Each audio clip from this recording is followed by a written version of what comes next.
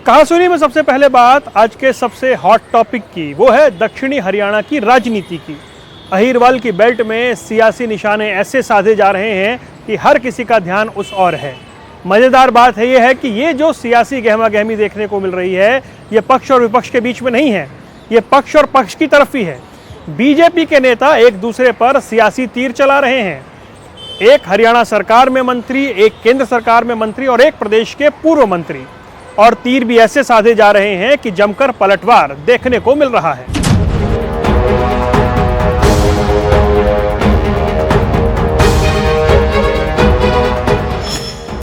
BJP के दिग्गजों में सियासी कहासुनी। जहां राव इंद्रजीत ने मेरे को टेलीफोन किया एक बार, वो 5 साल में एक बार टेलीफोन करते हैं। नरवीर सिंह 2009 के अंदर मेरे खिलाफ इलेक्शन लड़ा, चौथे नंबर पे आए। केंद्रीय मंत्री वर्सेस कैबिनेट मंत्री वर्सेस पूर्व मंत्री। मैं खिलाफत करता तो एमपी ना बनता। नरवीर सिंह की अगर वैसे देखा जाए, कुल मिलाकर के राजनीतिक हैसियत कैसी है कैसी नहीं है ये तो मुझे नहीं पता, लेकिन करप्शन के मामले के अंदर 55 दिन क्या जेल काट के आए थे, नहीं आए थे, ये और कुछ नहीं आता। अहिरवाल की राजनीति में क्या चल रहा? मुख्यमंत्री के सपने लेते हैं बनने के, मुख्यमंत्री हमेशा पार्टी हाईकमान बनाती है। कुछ ऐसे खेमे के लोग हैं, अगर मैं करता भी इनकी मदद तो कहते कि मेरी दाल में पानी देने आया है। तो इसलिए मैंने यही समझा कि अगर मैं इनसे परे रहूं तो ही बेहतर है, कम से कम छीटा कसी से तो बच जाऊंगा।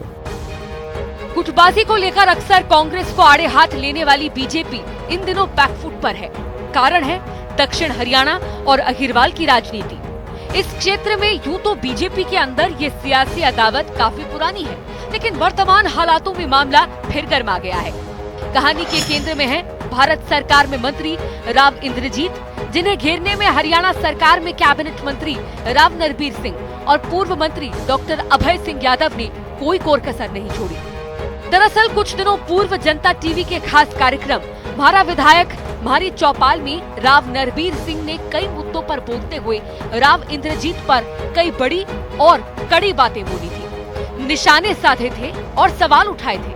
तो वहीं गुजरे सप्ताह में जनता टीवी से खास बातचीत में केंद्रीय मंत्री राव इंद्रजीत ने भी गिन कर राव नरबीर और डॉक्टर अभय सिंह की बातों पर करारा पलटवार किया, खुलकर जवाब दिया। आइए सिलसिलेवार तरीके से आपको सुनाते हैं।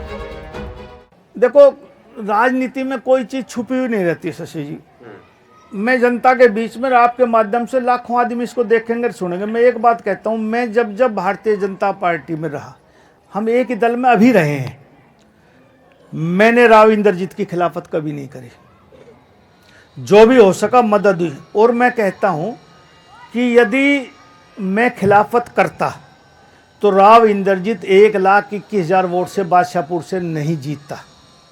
इतनी तो मेरी भी वोट होंगी कुछ तो। अब मानो ये सारी जनता बैठी, एक भी आदमी कहते कि नरबीर सिंह ने खिलाफ। राव नरबीर यही नहीं रुके, आगे उन्होंने ये भी कहा कि हमारी कोई बातचीत नहीं होती। राव इंद्रजीत 5 साल में बस एक बार नॉमिनेशन के वक्त फोन करते हैं। सख्त लहजे में राव नरबीर बोले कि जब हमें जरूरत पड़ी तो राव इंद्रजीत ने मदद नहीं की। जहां राव इंद्रजीत ने मेरे को टेलीफोन किया एक बार, वो 5 साल में एक बार टेलीफोन करते हैं कि मेरे नॉमिनेशन पे आना है। मैं आके बैठ गया, अगला बोलने की नहीं कहता, तू भाषण दे दे। मैं जैसे ही उसने भाषण दिया, खत्म हुए, मैं अपने चला गया सिरसा को।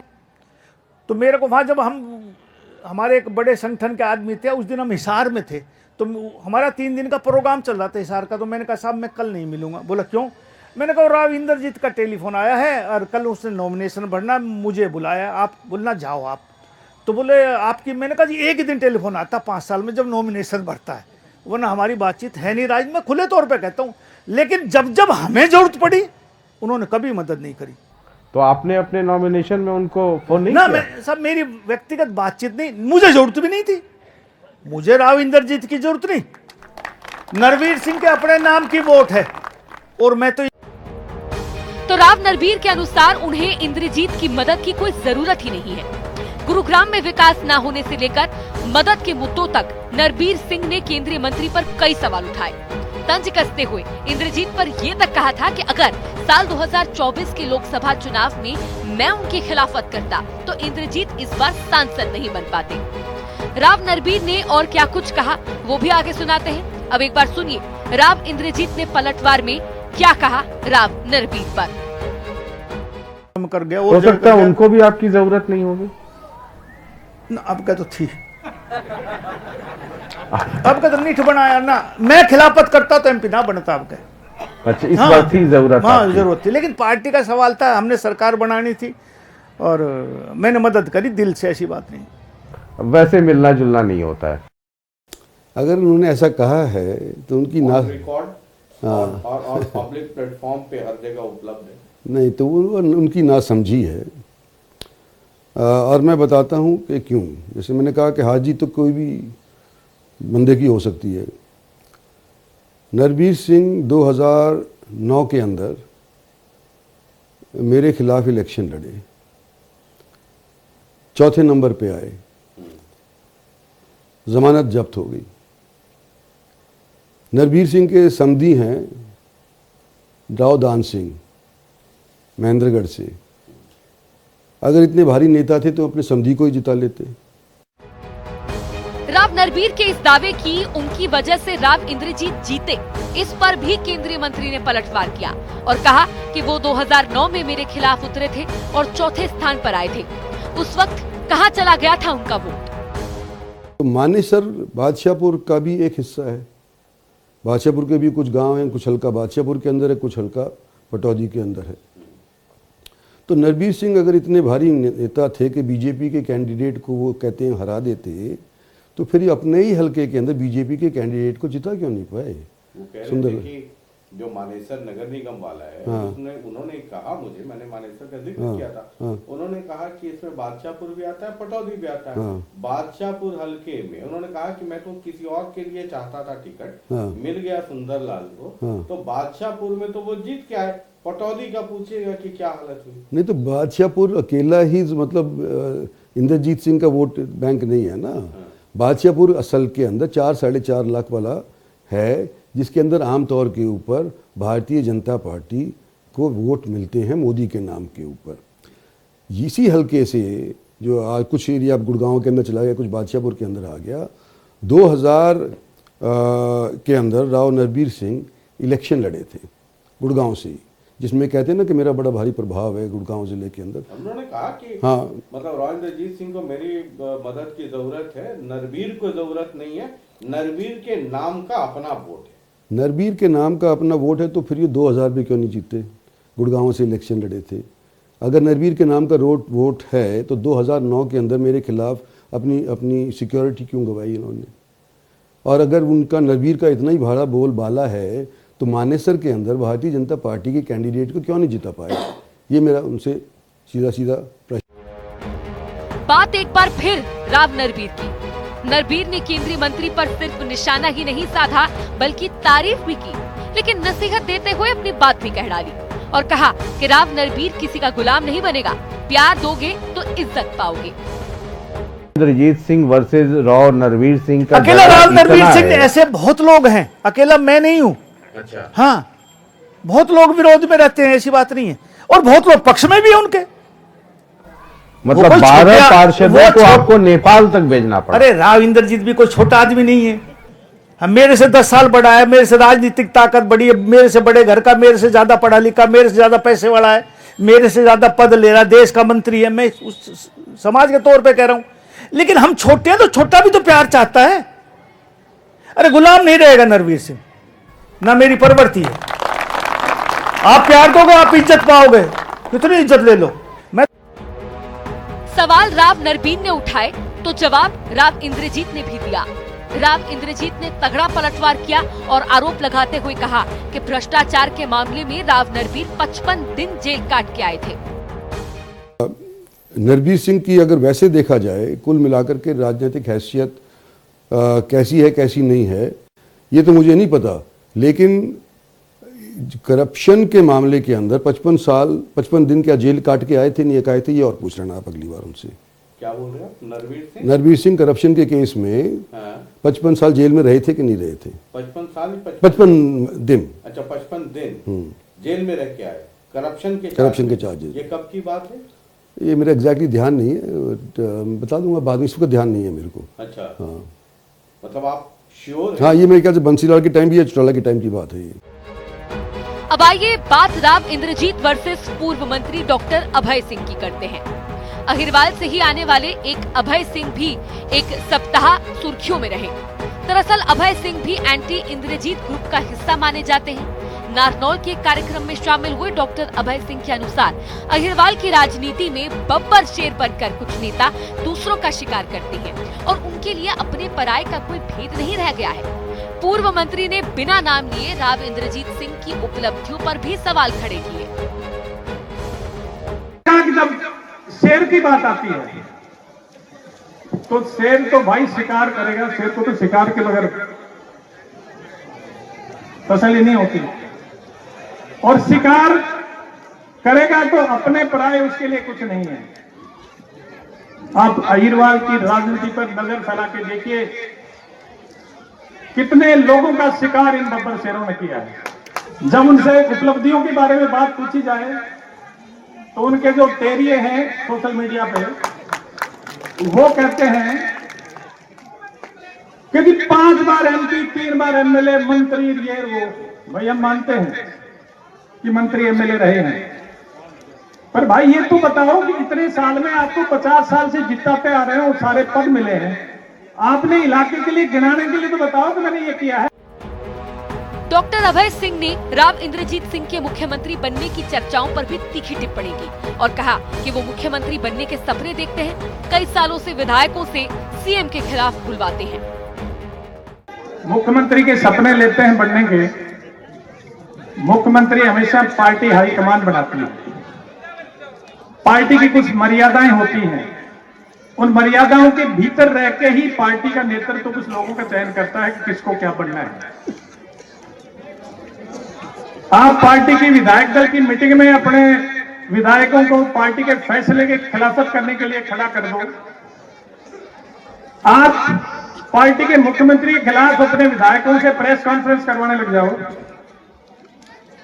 आप हर मुख्यमंत्री से स्टेज पे बिगाड़ रखो। अभय सिंह की बात पर भी राव इंद्रजीत सिंह ने तगड़ा जवाब दिया। सीएम पद पर हो रही चर्चा को लेकर भी उन्होंने प्रतिक्रिया दी। कुछ ऐसे खेमे के लोग हैं, अगर मैं करता भी इनकी मदद तो कहते कि मेरी दाल में पानी देने आया है। तो इसलिए मैंने यही समझा कि अगर मैं इनसे परे रहूं तो ही बेहतर है, कम से कम छीटा कसी से तो बच जाऊंगा। नहीं, मेरी तो पिछले 15 साल से नहीं है, शुरू में थी, लोगों की अभी भी है, पर मैं मतलब इस तरह की भागदौड़ नहीं कर सकता, मेरे बस की नहीं है ये। तो given up? No given up not, I given up chief minister का ख्वाब। हाँ ठीक है, वही वही मुख्यमंत्री वाला ही। हाँ, मुख्यमंत्री वाला ही। अब इच्छा नहीं है मेरे को, कोई इच्छा नहीं मुख्यमंत्री बनने की। ना पिछले दिनों के अंदर खट्टर साहब को बहम था कि मैं उनको हटा करके चीफ मिनिस्टर बनना चाहता हूँ। मैं उनको भी कह आया था कि मैं मुख्यमंत्री नहीं बनना चाहता, भाई साहब मेरे से दुश्मनी मत रखो। राव इंद्रजीत सिंह ने साल 2014 के चुनावों का जिक्र करते हुए भी अभय सिंह पर तंज कसा और कहा कि मैंने 2014 में उनके लिए खूब प्रचार किया था, लेकिन उन्होंने मेरी बात नहीं मानी। उसी पर जो मैं कहता हूं कि अभय सिंह ने जो गलत काम किया, जिसकी वजह से मेरे को थोड़ा महसूस हुआ कि मैं इसकी इलेक्शन के अंदर 14 के अंदर मेरे को हेलीकॉप्टर दे रखा था पार्टी ने, तो मेरे को कम से कम 4 बार नांगल चौधरी जाना पड़ा, इसको बुलाना पड़ा, नया कैंडिडेट था ये, तो मतलब चौटाला के साथ था ना, चौटाला के साथ ये इसके भाई बंद जितने भी ये थे, सारा उनसे फ़ायदा फूदा ले ला करके और फिर ये बोले कि जी चौटाला ने तो टिकट दी नहीं, अब मेरे को तुम बीजेपी से टिकट दे दो। तो किसी नेता ने कह दिया भाई दे देते हैं, तो उसको टिकट मिल गई जी। अब इसको जिताना मुश्किल हो गया। मेरे को बड़ी प्रचार बना रखा, स्टार प्रचारक, एक हेलीकॉप्टर दे दिया, जब बैठो हरियाणा के किसी में कॉलोनी में उड़ के चले जाओ।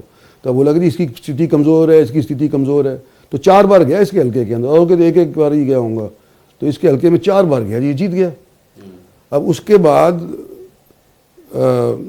मैंने बादशाहपुर के अपने हल्के के अंदर, लोकसभा के अंदर एक जलसा किया और मैंने कहा भाई सिंह मैं MLAs को बुला रहा हूँ, तो तुम भी आ जा स्टेज की और भाषण दे जी। तो बोला जी मैं तो नहीं आ सकता, मैं क्यों नहीं आ सकता भाई, क्योंकि नरबीर से मेरी दोस्ती है। तो भाई इस नरबीर की दोस्ती ने राजनीतिक जो मैंने मदद करी थी उसको भुला दिया क्या? तो इस वजह से मेरे को थोड़ा महसूस हुआ था कि अभय सिंह ने मेरी कहने के ऊपर कम से कम स्टेज पे आकर के भाषण तो देना चाहिए था, और नाम अभय सिंह का लेकर के करिए, पता नहीं क्या इनकी पार्टनरशिप है। राव इंद्रजीत, राव नरबीर और अभय सिंह यादव दक्षिण हरियाणा की सियासत में जबरदस्त घमासान आज से नहीं बल्कि एक दशक से भी ज्यादा समय से बना हुआ है। लेकिन इन दिनों में जिस तरह से खुलकर बीजेपी के अंदर ही एक दूसरे पर कहासुनी हो रही है वो सुर्खियों में है, और इससे पार्टी की अनुशासन वाली छवि पर भी दाग लगता दिखाई दे रहा है। बहरहाल देखना होगा मामले में पार्टी आलाकमान कैसे हस्तक्षेप कर मामले को शांत कराता है। स्पेशल डेस्क, जनता टीवी। चलिए कहासुनी में बात करते हैं एक और सियासी बयानबाजी की जो मौजूदा मुख्यमंत्री और पूर्व मुख्यमंत्री के बीच देखने को मिल रही है। पूर्व मुख्यमंत्री अरविंद केजरीवाल ने कार्यक्रम में बोलते हुए नशे के लिए बीजेपी सरकारों को घेरा, तो वहीं हरियाणा के मुख्यमंत्री नायब सैनी ने अरविंद केजरीवाल के बयान पर जोरदार पलटवार किया।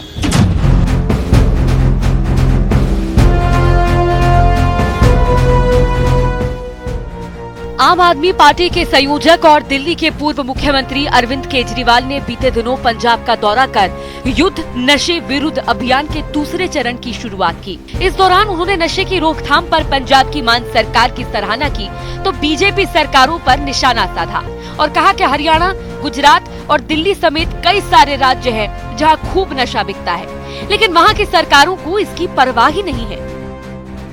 खुशी का दिन है कि युद्ध नशे विरुद्ध की फेज 1 की शानदार सफलता के बाद आज फेज 2 की शुरुआत हो रही है।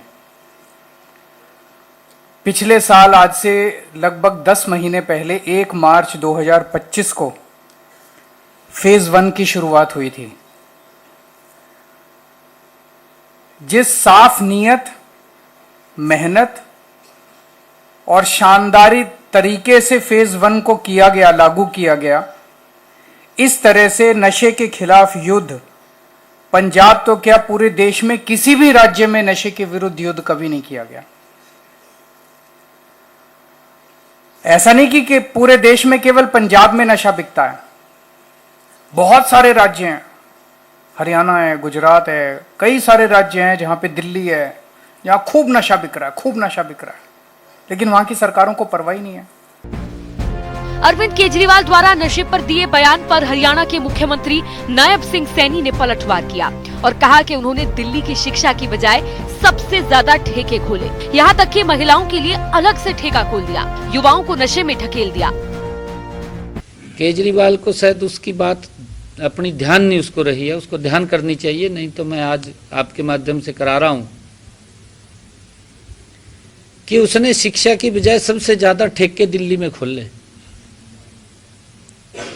और उसने ये गजब किया, देश के अंदर पहला ऐसा मुख्यमंत्री था ये दिल्ली का जिसने महिलाओं के लिए अलग से ठेके खोले।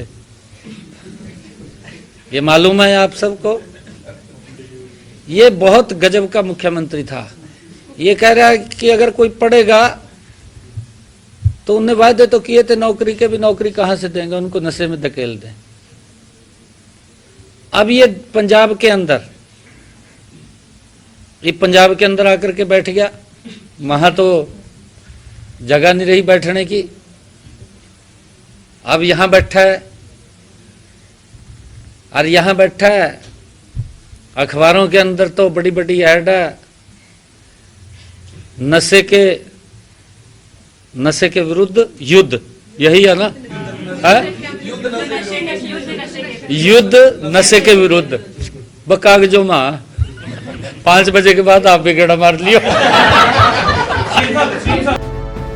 आपको बता दें कि पंजाब में अगले साल की शुरुआत में विधानसभा के चुनाव होंगे, उससे पहले माहौल गर्माता जा रहा है। अलग अलग मुद्दों पर आए दिन कहासुनी हो रही है। स्पेशल डेस्क, जनता टीवी। सियासी कहासुनी में चलिए बात करते हैं मनरेगा बनाम बीबीजी राम जी की, जिसको लेकर कांग्रेस और भाजपा आमने सामने हैं और इसकी सियासी तपिश हरियाणा में भी खूब देखने को मिल रही है। जहां एक और कांग्रेस मनरेगा बचाओ आंदोलन के लिए सड़कों पर उतरी है, तो वहीं भाजपा जोरदार पलटवार करते हुए बीबीजी राम जी की तारीफ करती हुई दिखाई दे रही है।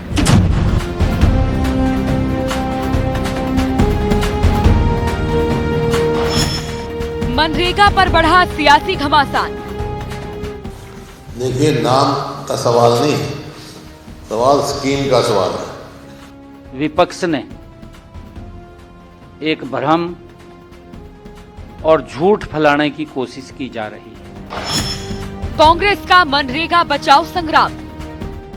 मनरेगा का कार्यक्रम इतना जोर शोर से चलाया जाए कि इस कार्यक्रम के बाद में सरकार मजबूर हो जाए, उस विवश हो जाए उस कार्य वापस लेने का। नेताओं में जमकर हो रही कहासुनी। जी राम जी, कोई ऐसी बात नहीं है कि राम का नाम ना लिया जाए। उत्तर भारत में कड़ाके की सर्दी पड़ रही है, लेकिन जाड़े के इस मौसम में भी सियासत है कि उबाल मार रही है। दरअसल मनरेगा को बदलने वाला जी राम जी अब कानून बन चुका है, जिसे लेकर कांग्रेस समेत कई विपक्षी दल सरकार पर जमकर आक्रामक हैं। अलग अलग राज्यों में प्रदर्शन के बीच कांग्रेस पार्टी ने इसे देशव्यापी अभियान बनाने की तैयारियां की हैं और सड़कों पर उतर आई है। कांग्रेस पार्टी ने हरियाणा प्रदेश कांग्रेस कमेटी के चंडीगढ़ स्थित मुख्यालय में इस सप्ताह मनरेगा बचाओ संग्राम अभियान की राष्ट्रव्यापी शुरुआत की है। मनरेगा बचाओ संग्राम के नाम से जो ऑल इंडिया कांग्रेस कमेटी ने कार्यक्रम दिया है, और क्यों देना पड़ा ये कार्यक्रम आप जानते हैं कि भारतीय जनता पार्टी की केंद्र की सरकार ने जो कानून आदरणीय सोनिया जी के चेयरपर्सन में बनाया गया था, जो कानून आदरणीय प्रधानमंत्री मनमोहन सिंह जी के द्वारा बनाया गया था, गरीब के रोजगार की जो गारंटी थी, उसको जो भाजपा सरकार ने खत्म करने का जो काम किया है, बल्कि ये कहा जाए कि मनरेगा की हत्या करने का जो काम किया गया है, उसके बारे में हमारी पार्टी, हमारे नेता आदरणीय खड़गे जी, आदरणीय राहुल गांधी जी बहुत ही गंभीर है। लोकसभा के अंदर, राज्यसभा के अंदर हमारे सांसद साहिबानों ने, हमारे नेताओं ने इस बात को गंभीरता से लिया और अब पूरा राष्ट्रव्यापी एक कार्यक्रम दिया है पूरे देश के अंदर कि हम आने वाले 10 जनवरी से लेकर के 25 फरवरी तक हम लोग मनरेगा बचाओ संग्राम के नाम से एक कार्यक्रम शुरू। हरियाणा कांग्रेस पार्टी 45 दिन प्रदेश में मनरेगा बचाओ संग्राम अभियान चलाएगी। 10 जनवरी से 25 फरवरी तक कई कार्यक्रम किए जाएंगे। प्रेस कॉन्फ्रेंस, 11 जनवरी को एक दिन का उपवास, 12 जनवरी को पंचायतों के स्तर पर और 30 जनवरी को प्रदेश स्तरीय धरना प्रदर्शन होगा। इसके अलावा रैलियां भी की जाएंगी। जिस तरह से किसान के विरोध में काले कानून जो बनाए थे और किसान भाइयों ने सबने मिलकर जो लंबी लड़ाई लड़ी, संघर्ष किया, मजबूरन इस अभिमानी सरकार को झुकना पड़ा, तो उसके लिए हम चाहेंगे कि ये मनरेगा का कार्यक्रम इतना जोर शोर से चलाया जाए कि इस कार्यक्रम के बाद में सरकार मजबूर हो जाए, उस विवश हो जाए उस कार्य वापस लेने का, क्योंकि सरकार की नीयत साफ नजर नहीं आती है। पहले आपको याद होगा वेजिस तो 100 के 100% केंद्र सरकार देती थी, लेकिन अब जो कानून इन्होंने बनाया है इसके अंदर 60% केंद्र सरकार और 40% प्रदेश सरकारें देंगी। प्रदेश सरकारों की माली हालत अच्छी नहीं है, बहुत कर्जों में कर्जे के अंदर है। हरियाणा के अंदर 30,000 करोड़ का कर्जा है, तो इसलिए ये संभव नहीं है कि वो लोग काम कर पाएंगे। इसलिए बिल्कुल ये समझ लीजिए काम होगा ही नहीं, कोई प्रदेश अपना पैसा देगा नहीं और केंद्र सरकार देगी, इसलिए ये योजना बिल्कुल बंद हो जाएगी इस कगार के ऊपर। तो इसलिए कार्यक्रम हम सब लोगों ने आज बनाया। वहीं इस जॉइंट प्रेस कॉन्फ्रेंस में शामिल पूर्व सीएम एवं नेता प्रतिपक्ष भूपेंद्र सिंह हुड्डा ने भी सरकार को घेरा और कहा कि योजना में नाम बदलने का सवाल नहीं, बल्कि इसको खत्म किया जा रहा है। देखिए, नाम का सवाल नहीं, सवाल स्कीम का सवाल है। ये नाम तो इन्होंने पहले बहुत बदल दिए, JNRL ने नाम बदल दिया, इंदिरा आवास योजना का नाम बदल दिया, कितने ही स्कीम थी जो हमारे कांग्रेस के लिए, नाम तो इन्होंने बदल दिए। नाम नहीं, असली बात ये है जो मनरेगा थी उसका क्या मकसद था। उसका मकसद था महात्मा गांधी का जो सपना था, जो सारी जिंदगी उन्होंने कहा ग्राम स्वराज हो, पंचायती राज, और जो पंचायत गांव में जो फैसला काम हो वो पंचायत को अधिकार गांव को, ये था।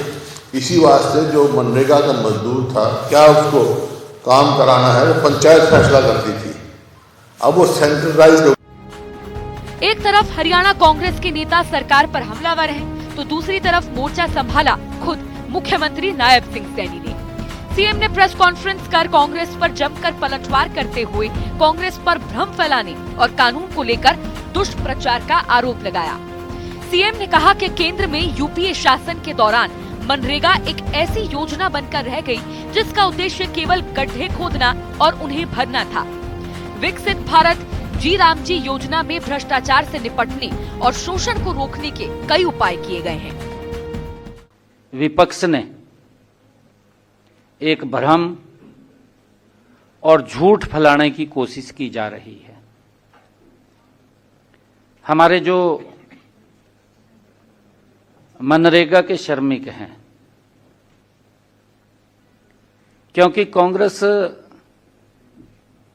झूठ फैलाने में तो माहिर है। जब कोई कहने के लिए कुछ नहीं मिलता, अगर किसी योजना में सुधार किया जाता है, उस सुधार की भी कांग्रेस यूपीए को तकलीफ। मनरेगा के मुद्दे पर विपक्ष वर्सेस सत्ता पक्ष का सीधा मुकाबला बन चुका है और कांग्रेस अभियान के जरिए सरकार को अपने फैसले पर वापस जाने के लिए मजबूर करना चाह रही है। केंद्र सरकार इसको खत्म करना चाहती है और यही जो इसी वास्ते पार्टी ने जो कार्यक्रम दिया है, जो अध्यक्ष जी ने बताया, पूरे देशव्यापी ये कार्यक्रम चलेगा। जिस तरह 3 कानून किसान के लेके आए थे और लोगों ने मजबूर किया वापस लेने का, इसी प्रकार से ये हम इस सरकार को मजबूर करेंगे। ये जो दलित विरोधी क्या किसको मजदूरी मिलती थी, किसको रोजगार मिलता था, शेड्यूल कास्ट, ओबीसी, मतलब 90% ये होते थे, उनका पेट पे लात मारी जा रही है। इसी प्रकार से कॉरपोरेशन के इलेक्शन का चर्चा किया है उन्होंने। जो इंडी गठबंधन कांग्रेस के लोगों ने एक झूठ फैलाने की कोशिश की जा रही है। विकसित भारत जी राम जी, इस योजना को लेकर के, क्योंकि बड़ा दुष्प्रचार इसको लेकर के किया जा रहा है। ये योजना मनरेगा, फिर इन्होंने नाम चेंज किया नरेगा। आदरणीय प्रधानमंत्री जी ने अब इसके अंदर बड़ा सुधार किया। ऐसे में एक पुराने खामियों से भरे ढांचे को बिना सुधार के ढोते रहना न तो श्रमिकों के हित में था और न ही ये राष्ट्र के हित। तो वही मामले को लेकर हरियाणा बीजेपी अध्यक्ष मोहन लाल बड़ौली ने भी कांग्रेस पर निशाना साधा। उन्होंने कहा कि कांग्रेस पार्टी नाम की राजनीति ना करे, कांग्रेस को नाम की राजनीति छोड़ देनी चाहिए। किसी भी प्रकार का भ्रष्टाचार इस योजना में नहीं होगा। मनरेगा